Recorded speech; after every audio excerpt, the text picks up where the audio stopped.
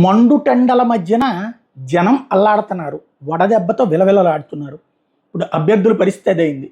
వైఎస్ఆర్ కాంగ్రెస్ పార్టీకి సంబంధించిన ఇద్దరు అభ్యర్థులకి వడదెబ్బ ఎన్నికల సందర్భంలో. అందులో నూజివీడికి సంబంధించినటువంటి అభ్యర్థికి వడదెబ్బ తగిలింది. తీవ్ర అనారోగ్యంతో ఆసుపత్రి పాలయ్యారు. ఇప్పుడు తాజాగా సింగనమల టీడీపీ ఎమ్మెల్యే అభ్యర్థి బండారు శ్రావణి వడదెబ్బకు గురయ్యారు. అంటే ఆ పార్టీ వాళ్ళు ఒకళ్ళు, ఈ పార్టీ వాళ్ళు ఒకళ్ళు.